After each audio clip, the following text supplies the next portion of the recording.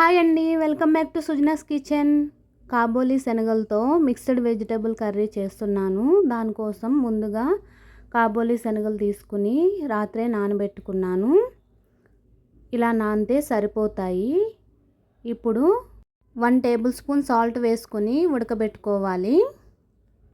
తర్వాత 1/2 కిలో బంగాళదుంపలు తీసుకున్నాను. ఇప్పుడు వీటిని శుభ్రంగా కడుక్కొని ముక్కలుగా కట్ చేసుకోవాలి. ఇప్పుడు ఒక గిన్నె తీసుకొని 1 టేబుల్ స్పూన్ సాల్ట్ వేసుకోవాలి. తర్వాత ముందుగా కట్ చేసిన ముక్కల్ని వేసుకొని ఉడకబెట్టుకోవాలి. శనగలు ఇలా ఉడికితే సరిపోతాయి. శనగలు బంగాళదుంప ముక్కలు 70 to 80% కుక్ అయితే సరిపోతుంది. ఇప్పుడు పైన పొట్టు తీసుకోవాలి. మళ్ళీ కర్రీలో ఉడుకుతుంది కదా. స్టవ్ పై గిన్నె పెట్టుకొని ఆనియన్స్ అలానే పచ్చిమిర్చి కరివేపాకు వేసుకొని ఫ్రై చేసుకోవాలి. ఇలా కొంచెం సేపు ఫ్రై చేసుకున్న తర్వాత మూత పెట్టి కుక్ చేసుకోవాలి.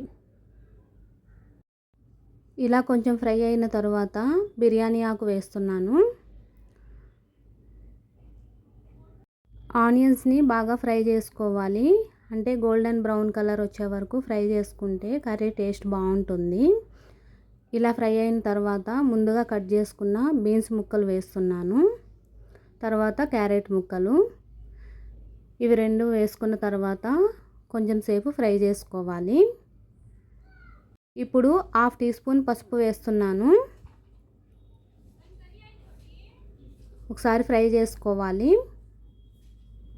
ఇప్పుడు 1 టేబుల్ స్పూన్ సాల్ట్ వేసుకుని ఫ్రై చేసుకోవాలి. ఇలా చేయడం వలన తొందరగా ఫ్రై అవుతాయి. ఇప్పుడు టమాటో ముక్కలు కూడా యాడ్ చేస్తున్నాను. 1/2 టేబుల్ స్పూన్ సాల్ట్ వేసాను, ఎందుకంటే టమాటో ముక్కలు తొందరగా కుక్ అవుతాయి. మూత పెట్టి కుక్ చేసుకోవాలి. ఈలోపు ఒక గిన్నె తీసుకొని మసాలా రెడీ చేసుకుందాం. 5-6 లవంగాలు, 1 ఇంచు చెక్క, చిన్న జాపత్రి, 2 అనాస పువ్వు రేకలు, 4 యాలకులు, ఎండు కొబ్బరి, ధనియాలు, నువ్వులు, జీలకర్ర వేసుకొని వీటన్నింటిని వాటర్ వేసుకొని మెత్తని పేస్ట్లా మిక్సీ పట్టుకోవాలి. టమాటో కుక్ అయిన తర్వాత 1 టేబుల్ స్పూన్ అల్లం వెల్లుల్లి పేస్ట్ వేసుకుని పచ్చివాసన పోయేంత వరకు ఫ్రై చేసుకోవాలి. ఇప్పుడు ముందుగా మిక్సీ పట్టి పెట్టుకున్న మసాలా పేస్టుని వేసుకొని పచ్చివాసన పోయేంత వరకు మూత పెట్టుకుని కుక్ చేసుకోవాలి. ఇలా కుక్ చేసుకున్న తర్వాత 1.5 టేబుల్ స్పూన్ కారం వేసుకొని ఫ్రై చేసుకోవాలి.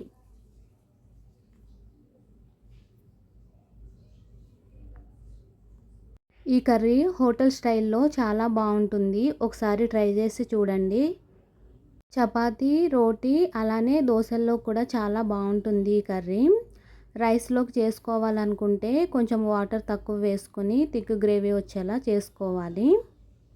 ఒకసారి ఈ కర్రీ చేసుకుని తిన్నారంటే మళ్ళీ ఏ హోటల్కి వెళ్ళి తినరు, ఇంట్లోనే చేసుకుని తింటారు. ఇప్పుడు ముందుగా ఉడకబెట్టిన శనగలు అలానే బంగాళదుంప ముక్కలు వేసుకొని ఫ్రై చేసుకోవాలి. ఇంట్లో చిన్నపిల్లలు ఉన్నప్పుడు, హెల్త్ బాగాలేనప్పుడు, అలానే ఈజీగా ఉండి టైం లేనప్పుడు ఎక్కువ కర్రీస్ చేసుకోవాలంటే కుదరదు కదా. అలాంటప్పుడు ఇలా మిక్స్డ్ వెజిటేబుల్ కర్రీస్ చేసుకొని తినడం వలన ఎనర్జీ లెవెల్స్ పెరుగుతాయి, మనకు కావాల్సిన పోషకాలు అందుతాయి, అలానే హార్మోనల్ ఇన్బ్యాలెన్స్ అవ్వకుండా ఉంటుంది. వీక్లో 2-3 టైమ్స్ ఇలాంటి కర్రీస్ చేసుకొని తినడం వలన మన హెల్త్ని మనం కాపాడుకోవచ్చు. ఇప్పుడు వాటర్ యాడ్ చేస్తున్నాను. కర్రీ కొంచెం లూజ్గా ఉంటేనే బాగుంటుంది.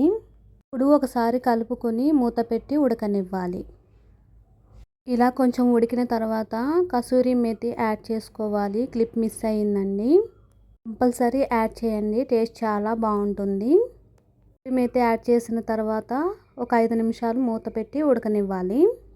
ముఖ్యంగా చిన్నపిల్లలు ఉన్నవాళ్ళు, వాళ్ళకి తినడానికి కూడా టైం ఉండదు. ఈ టైంలోనే హెల్త్ ప్రాబ్లమ్స్ ఎక్కువ వస్తాయి, చాలా సఫర్ అవుతారు. నేను కూడా అలాంటి ప్రాబ్లమ్స్ అన్నీ ఫేస్ చేశాను. అప్పటి నుండి ఇలాంటి కర్రీస్ చేయడం మొదలుపెట్టాను. ఇంకా సింపుల్గా ఎలా చేసుకోవాలో చేసి చూపిస్తాను. కొంతమందికైనా ఉపయోగపడాలని ఈ వీడియో చేస్తున్నాను. కర్రీ రెడీ అయింది. చివరిగా కొత్తిమీర వేస్తున్నాను. నా వీడియో కనుక మీకు నచ్చినట్లయితే లైక్ చేయండి, షేర్ చేయండి, సబ్స్క్రైబ్ చేయండి. Thanks for watching.